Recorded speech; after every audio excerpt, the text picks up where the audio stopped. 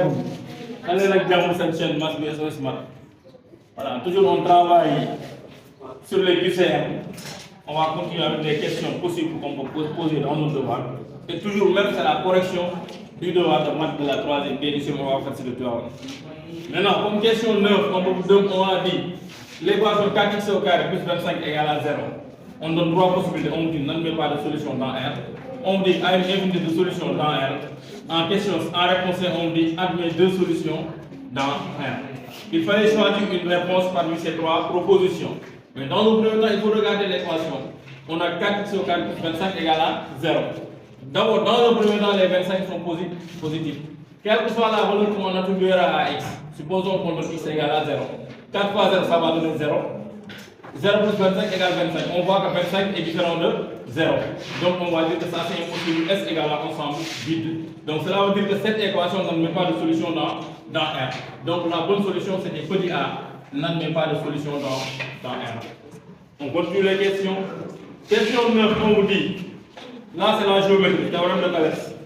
Conséquence du théorème de on dit que si ABC est un triangle, on vous dit si N appartient à AB et M appartient à C, tel que les droites MN et BC sont parallèles, alors on vous dit que AN sur AB égale AC sur AM, AM sur AC égale AN sur AB et AM sur AC égale à BC sur BM. On a trois possibilités. Mais quand on donne ces genres d'exercices, l'idéal c'est de tracer un petit triangle à côté. C'est ce que j'ai essayé de faire ici. J'ai tracé le triangle ABC avec la configuration qui est demandée. Maintenant, si je prends le rapport AN sur AB, maintenant AM, ce sont les côtés du petit triangle.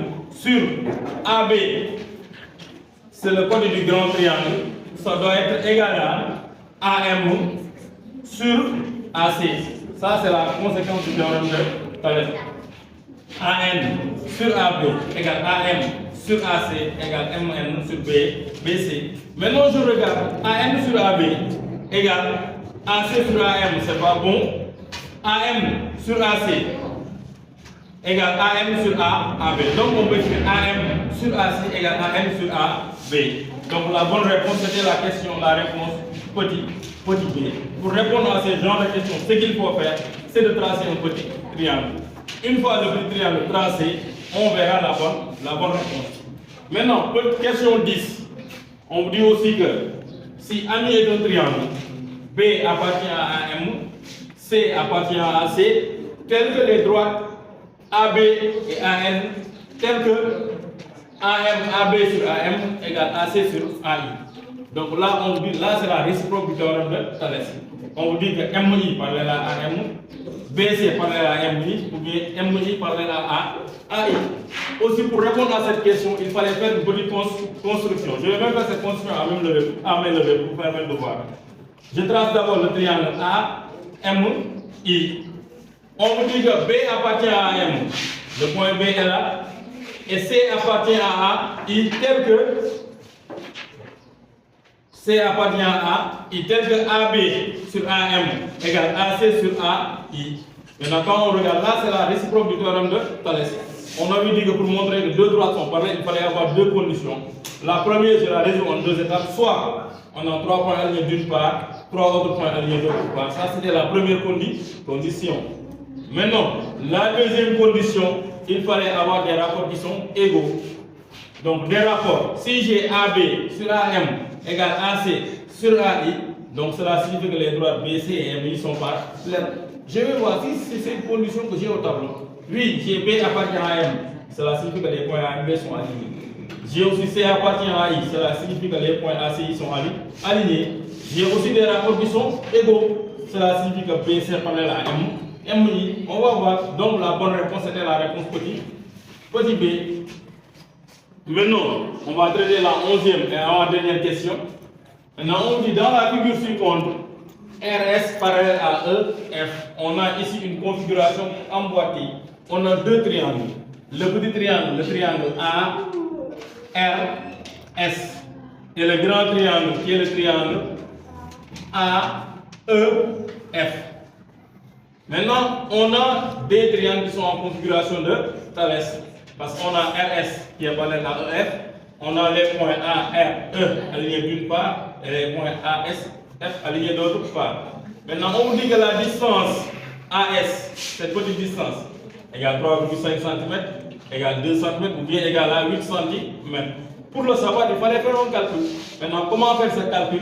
On va utiliser la conséquence du théorème de Thalès. Maintenant, comment l'utiliser? Je vais dire dans un premier temps les points A, R, E alignés d'une part, les points A, S, F alignés d'autre part, et les droites R, S et F sont parallèles. Alors, les triangles ARS et AEF sont en position de Thalès. Si les triangles sont en position de Thalès, je peux écrire la relation suivante. Je peux dire que AR sur AE égale à AS sur AF égale aussi RS sur E F. Qu'est-ce qu'on me demande de calculer? On me demande de calculer AS.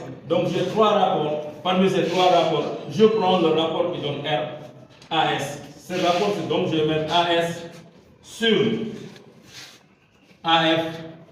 Maintenant, je vais légaliser avec un de ces deux rapports. Maintenant, pour ce faire, je choisis le rapport dont je connais les distances qui le composent. Je prends AR. Est-ce que je connais AR? On me dit AR égale 3 cm. Est-ce que je connais AE? Oui, on me dit qu'AE aussi égale à 6 cm. Est-ce que je connais AF? On me dit aussi que AF égale à 4 cm, n'est-ce pas? Donc je vais utiliser ce rapport. Je prends donc AR sur AE égale à AS sur AF. Donc je prends égal à R sur E. Et je fais un produit croisé. Cela signifie que AS égale à la distance AF fois AR que je divise par AE. Si je calcule, j'aurai AF 4 fois AR égale à 3 que je divise par AE qui est égal à 6. Donc j'ai 4 fois 3, 12. 12 divisé par 6 égale à 2. Cela signifie que la distance AS égale à 2 cm. Donc la bonne réponse c'était petit b, AS égale à 2 cm. Toujours ces genres de questions, il faudra d'abord traiter l'exercice. On a une position qui est emboîtée ici. On a un petit triangle qui est emboîté dans un grand triangle. Donc on va dire que les points A, R, E alignés d'une part, A, S, F alignés d'autre part, et les droites R, S et F sont parallèles. Cela signifie que les triangles A, R, S et AEF sont en position de Thalès. Dès lors, on peut écrire AR sur AE égale AS sur AF égale RS sur EF. On pose les trois rapports. Normalement, c'était dans nos devoirs. Quand on rédige, on écrit tous les points A, R, E alignés d'une part, A, S, F alignés d'autre part, RS parallèle à EF. Alors les triangles, on écrit tout. Mais moi ici, ce qui m'intéresse, c'est les rapports parce que je veux voir est-ce qu'on a le bon calcul ici. Donc je pose les trois rapports. Mais ensuite, il faut faire un choix. Il faut en choisir deux. Dans un premier temps, je choisis le rapport qui donne le côté à calculer, qui est AS sur AF. Puis je l'associe à un autre rapport dont je connais les deux distances. Et ce rapport, c'est AS sur AE. Puis je fais un produit croisé pour calculer AS. AS sera égal à AF fois AF divisé par AE. Je pose, je renvoie, je calcule, je trouve 2 cm. Maintenant, la dernière question, c'était une position en nœud de papillon. Là, on vous dit que on vous donne des distances. Je pense qu'on vous a donné une valeur. On vous a dit que la distance MN est égale à, on continue aussi, la distance MN est égale à, on dit petit a, 6,25, petit b, 5,25, ou bien petit c, 4 cm. On a une position en nœud de papillon, on fait le même travail. On a les droites MN et P qui sont parallèles. Donc on avait dit si on avait deux droites parallèles coupées par deux droites séquentes, on peut utiliser le théorème de Thalès. Donc j'ai deux droites parallèles coupées par deux droites séquentes. Cela veut dire que les deux triangles formés que sont RPQ et RMN sont en position de Thalès. Si les triangles sont en position de Thalès, je peux écrire directement Rn sur Rp égale à Rm sur Rq égale à MN sur PQ. Maintenant, j'ai 3 rapports, n'est-ce pas? Parmi ces 3 rapports aussi, j'en choisis le rapport qui me donne le côté à calculer. On me demande de calculer MN. Je choisis d'abord le rapport qui donne MN. Je mets MN sur PQ égale à. Maintenant, il me reste 2 rapports. Est-ce que je connais MR? Oui, je connais MR. MR égale à 3. Je connais RQ égale à 2. Donc, je choisis égale à MR, RM sur RQ. RM sur RQ. Aussi, pour calculer, il faut faire un produit croisé. Cela signifie que la distance MN sera égale à, je fais un produit croisé, PQ fois RM. PQ fois RM, on divise par RQ. Donc MN sera égal à PQ. PQ c'est 3,5 fois RM. MR qui est égal à 3 divisé par 2. Donc j'aurai la distance MN. En calculant, je trouve combien? 3,5 fois 3. 3 fois 5, 15. 3 fois 3, 9 et 1, 10. 10,5. 10,5 sur 2, j'ai MN égale à 5,25 cm. Donc la bonne réponse, c'était la réponse petit b. Voilà ce qu'on pouvait dire sur les questions à choix multiples. Toujours est-il qu'il faut bien d'abord traiter les questions qui sont posées. En faisant quoi? En les résolvant. En résolvant, on trouve toujours la bonne réponse.